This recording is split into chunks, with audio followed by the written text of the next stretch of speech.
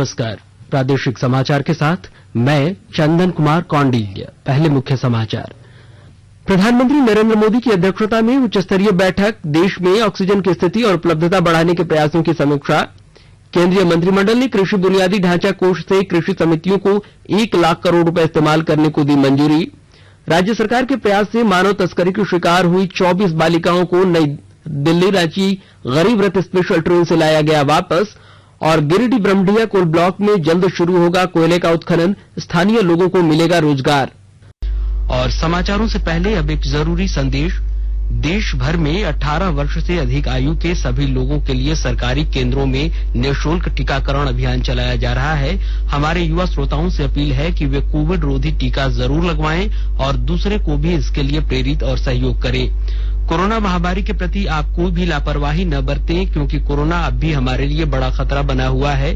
जब तक आवश्यक न हो घर से बाहर न निकलें और इन आसान उपायों का पालन करें। मास्क लगाएं, 2 गज की सुरक्षित दूरी बनाए रखें, बार बार हाथ धोएं और चेहरा साफ रखें।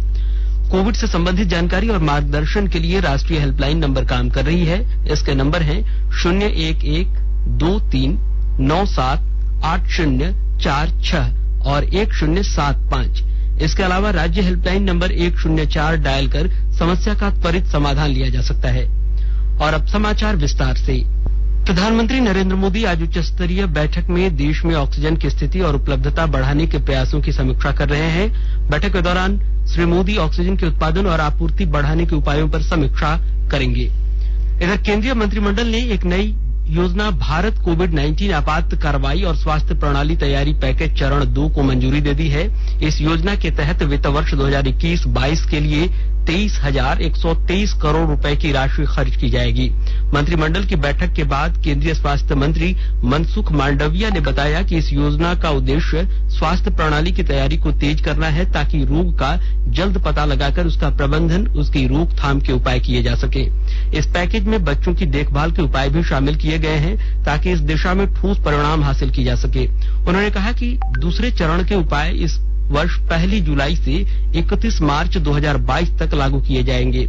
इस कार्यक्रम में केंद्र और राज्यों की हिस्सेदारी होगी। उन्होंने बताया कि इस परियोजना में केंद्र की हिस्सेदारी 15,000 करोड़ रुपए और राज्यों की हिस्सेदारी 8,123 करोड़ रुपए होगी। राष्ट्रव्यापी टीकाकरण अभियान के अंतर्गत अब तक लगभग 37 करोड़ टीके लगाए गए हैं। स्वास्थ्य मंत्रालय ने बताया कि कल एक दिन में 36,08,000 का टीकाकरण किया गया। वहीं मंत्रालय ने बताया है कि कल 18 से 44 वर्ष के आयु वर्ग के 17,93,000 लोगों को वैक्सीन की पहली डोज और 1,71,000 लोगों को दूसरी डोज दी गई। वहीं देश में स्वस्थ होने की दर 97.19% हो गई है। पिछले 24 घंटे के दौरान 44,000 से अधिक रोगी स्वस्थ हुए हैं। वहीं देश में अब तक 2,98,00,000 से अधिक रोगी स्वस्थ हो चुके हैं। इधर स्वास्थ्य मंत्रालय ने कहा है कि राज्यों और केंद्र शासित प्रदेशों को अब तक 38,18,00,000 से अधिक टीके उपलब्ध कराए गए हैं। मंत्रालय ने कहा है कि इसके अलावा 23,80,000 टीके और भी दिए जाएंगे। मंत्रालय के अनुसार राज्यों और केंद्र शासित प्रदेशों के सरकारी और निजी अस्पतालों के पास अभी भी 1,70,00,000 से अधिक टीके बचे हुए हैं। इधर झारखंड में कोरोना वैक्सीन की पर्याप्त डोज नहीं होने के कारण आज कुछ केंद्रों पर टीकाकरण प्रभावित हो सकता है। राज्य के कोविड-19 टीकाकरण के ओएसडी नवन प्रियेश लकड़ा ने बताया कि कल तक राज्य में टीके के मात्र 47,210 डोज ही उपलब्ध हैं, जिनमें से 20,314 डोज लगाए जा चुके हैं। आज टीकाकरण केंद्रों पर 26,896 टीके लगाए जाएंगे। वहीं जानकारी के मुताबिक केंद्र सरकार ने आज कोवैक्सीन की 1 लाख डोज की खेप झारखंड को भेज दी है। इधर केंद्रीय मंत्रिमंडल ने कृषि बुनियादी ढांचा कोष के अंतर्गत वित्त पोषण सुविधा की केंद्रीय क्षेत्र योजना में संशोधन को मंजूरी प्रदान कर दी है। केंद्रीय कृषि मंत्री नरेंद्र सिंह तोमर ने कहा है कि कृषि उपज मंडी समिति एपीएमसी को कृषि बुनियादी ढांचा कोष से 1 लाख करोड़ रुपए का इस्तेमाल करने को अनुमति होगी, जिसकी घोषणा आत्मनिर्भर भारत पैकेज के अंतर्गत की गई थी। श्री तोमर ने कहा कि यह निर्णय किसानों के कल्याण के लिए नरेंद्र मोदी सरकार की प्रतिबद्धता को दोहराता है। उन्होंने कहा कि यह पात्रता का विस्तार राज्य एजेंसियों, राष्ट्रीय तथा सहकारी समितियों के परिसंघों, किसान उत्पादक संगठनों के परिसंघों, एफपीओ तथा स्वयं सहायता समूहों के परिसंघों तक किया गया है। केंद्र सरकार कोविड महामारी के दौरान लोगों की सुविधा के लिए बनाई गई राष्ट्रीय स्तर की हेल्पलाइन नंबरों के बारे में लोगों को जागरूक कर रही है। सूचना और प्रसारण मंत्रालय अपने विभिन्न विभागों के माध्यम से इन हेल्पलाइन नंबरों के बारे में जागरूकता बढ़ा रहा है। विभिन्न हेल्पलाइन नंबर इस प्रकार हैं। कोविड संबंधी सवालों के जवाब देने के लिए स्वास्थ्य और परिवार कल्याण मंत्रालय की हेल्पलाइन है 1075। वहीं राज्य हेल्पलाइन नंबर है 104। महिला और बाल विकास मंत्रालय की चाइल्ड हेल्पलाइन नंबर है 1098। वरिष्ठ नागरिकों के लिए सामाजिक न्याय और अधिकारिता मंत्रालय की हेल्पलाइन है 14567।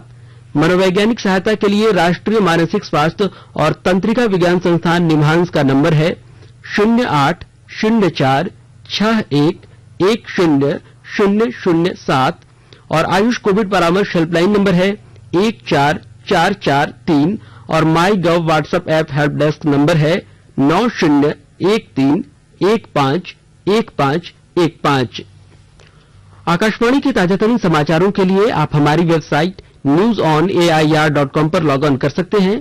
ताजा समाचार Twitter handle @AIR News Alerts और Facebook page all India radio news पर भी उपलब्ध है। आप प्रादेशिक समाचार एकांश के ट्विटर हैंडल @AIR News_रांची और फेसबुक पेज, इंस्टाग्राम पेज तथा YouTube channel AIR News Ranchi पर भी हमारे बुलेटिन सुन सकते हैं। प्रादेशिक समाचार आप आकाशवाणी रांची से सुन रहे हैं और अब पेश है कोरोना से बचाव के कुछ संदेश।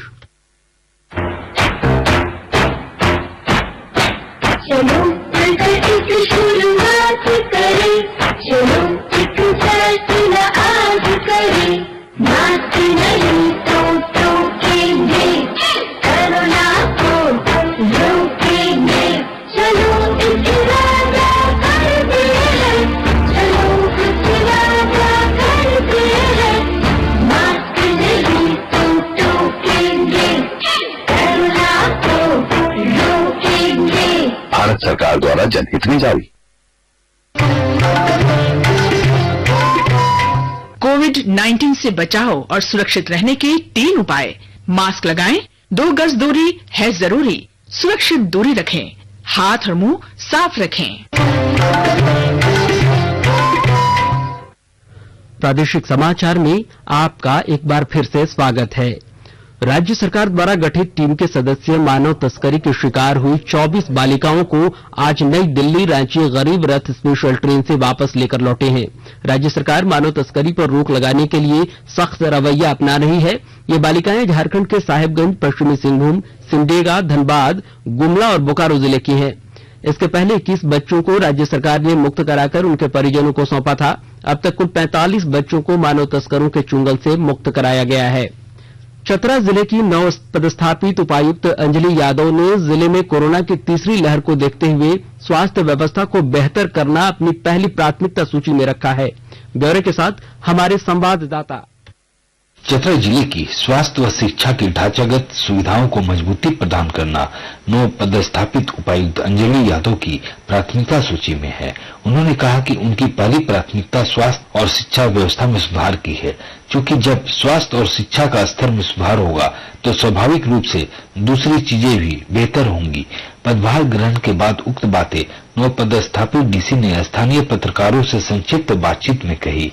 उन्होंने कहा कि कोरोना की संभावित तीसरी लहर से निपटने को लेकर की जा रही तैयारियों को और गति दी जाएगी, ताकि तीसरी लहर आने से पहले सारी तैयारियां पूरी हो जाए। भारतीय प्रशासनिक सेवा 2015 बैच की अधिकारी अंजलि यादव का बतौर डीसी यह पहला पदस्थापन है।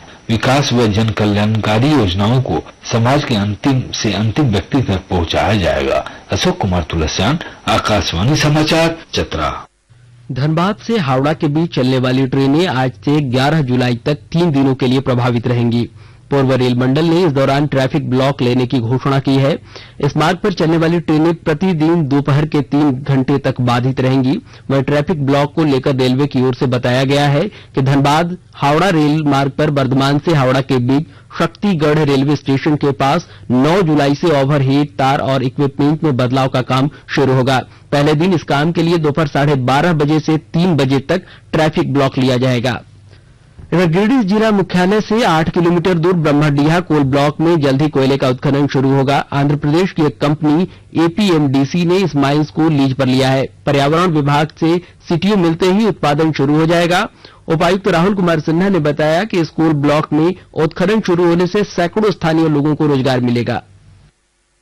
90 के दशक के अंतिम वर्षों में यहाँ पर एक प्राइवेट कंपनी कैस्ट्रॉन माइनिंग एजेंसीज को एक्सकेवेशन का लीज ग्रांट किया गया था और 2-3 वर्षों तक यहाँ पर खनन कार्य चला।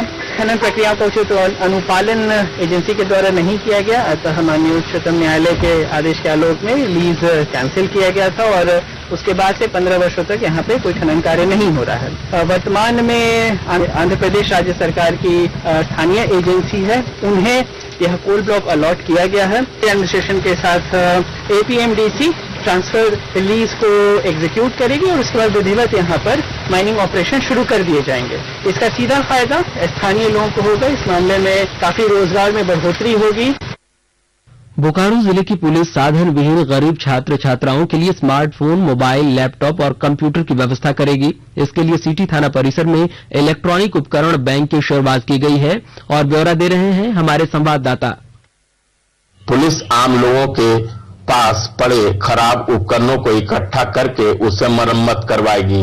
इसके बाद गरीब छात्र छात्राओं को उपलब्ध कराया जाएगा ताकि कोरोना संकट काल में गरीब मजबूर बच्चे भी ऑनलाइन पढ़ाई कर सकें। उपकरण बैंक के नोडल पुलिस अधिकारी नवीन कुमार ने बताया है कि सरकार के गाइडलाइंस के अनुसार इलेक्ट्रॉनिक्स उपकरणों को मेधावी छात्रों को उपलब्ध कराई जाएगी।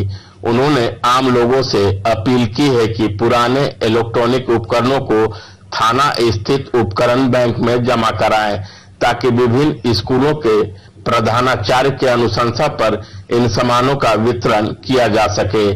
मनोज कुमार, आकाशवाणी समाचार, बोकारो। सरायकेला जिले में नगर विकास एवं आवास विभाग द्वारा 164 नए लाभुकों को प्रधानमंत्री आवास योजना की स्वीकृति दी गई है। सभी लाभुकों को 6 महीने के अंदर आवास निर्माण कार्य पूरा करने को कहा गया है। नगर पंचायत की अध्यक्ष मीनाक्षी पटनायक ने बताया कि इससे पूर्व भी 457 आवास निर्माण की स्वीकृति मिली थी, जिसमें से करीब 400 घरों का निर्माण हो चुका है। प्रधानमंत्री नरेंद्र मोदी 13 जुलाई को टोक्यो ओलंपिक में भाग लेने वाले एथलीटों से वर्चुअल संवाद करेंगे। श्री मोदी ने पिछले महीने ओलंपिक खेलों के आयोजन में 50 दिन रह जाने के अवसर पर भारत की तैयारियों की समीक्षा की थी। समीक्षा बैठक में श्री मोदी को महामारी के दौरान एथलीटों के निर्बाध प्रशिक्षण, अंतर्राष्ट्रीय खेल प्रतिस्पर्धाओं को जीतने के लिए खिलाड़ियों की भागीदारी सुनिश्चित करने, एथलीटों को टीका लगाने और उन्हें विशेष सहायता उपलब्ध कराने सहित उठाए गए विभिन्न कदमों की जानकारी दी थी। प्रधानमंत्री ने पिछले महीने आकाशवाणी से प्रसारित मन की बात कार्यक्रम में कहा था कि सभी एथलीट टोक्यो ओलंपिक के लिए लंबे समय से कड़ी मेहनत कर रहे हैं और देशवासियों से उन्हें पूरा सहयोग और समर्थन देने का आग्रह किया था। प्रधानमंत्री ने कहा कि सभी खिलाड़ियों को प्रेरणा के स्रोत के रूप में देखा जा सकता है। और अब संक्षिप्त खबरें। गिरिडीह जिले के मधुबन में तैनात सीआरपीएफ 154 बटालियन के एक जवान ने अपनी AK-47 राइफल से गोली मारकर आत्महत्या कर ली है। इधर धनबाद जिले में स्वास्थ्य विभाग की विशेष कंटेनर सर्वे जांच अभियान में काफी घरों से डेंगू के लार्वा मिलने के बाद स्वास्थ्य विभाग की ओर से नगर निगम को ब्लीचिंग का छिड़काव और फॉगिंग कराने का अनुरोध किया गया है। IIT ISM धनबाद के छात्र ने अपने संस्थान का मान बढ़ाया है। 1994 बैच के बीटेक माइनिंग इंजीनियरिंग के छात्र नीलेश कुमार शाह को भारत के नियंत्रक और महालेखा परीक्षक नई दिल्ली कार्यालय में महानिदेशक के पद पर पदोन्नत किया गया है। इधर गोड्डा जिले में रेलवे के विस्तार होने के क्रम में ईस्टर्न रेलवे द्वारा भागलपुर बांका दुमका ट्रेन को फिर से चलाने का निर्णय लिया गया है, जो पोड़ैया हाट के रास्ते गोड्डा तक जाएगी। वहीं दूसरी ओर जसीडीह दुमका DMU को भी दिन में एक बार गोड्डा का फेरा लगाएगी। और अंत में मुख्य समाचार एक बार फिर। प्रधानमंत्री नरेंद्र मोदी की अध्यक्षता में उच्च स्तरीय बैठक, देश में ऑक्सीजन की स्थिति और उपलब्धता बढ़ाने के प्रयासों की समीक्षा। केंद्रीय मंत्रिमंडल ने कृषि बुनियादी ढांचा कोष से कृषि समितियों को 1 लाख करोड़ रुपए इस्तेमाल करने को दी मंजूरी। राज्य सरकार के प्रयास से मानव तस्करी की शिकार हुई 24 बालिकाओं को नई दिल्ली रांची गरीब रथ स्पेशल ट्रेन से लाया गया वापस। और गिरिडीह ब्रह्मडिया कोल ब्लॉक में जल्द शुरू होगा कोयले का उत्खनन, स्थानीय लोगों को मिलेगा रोजगार। इसके साथ ही आकाशवाणी रांची से प्रादेशिक समाचार का यह बुलेटिन समाप्त हुआ। नमस्कार। रहिए, सुरक्षित रहिए और सुनते रहिए आकाशवाणी।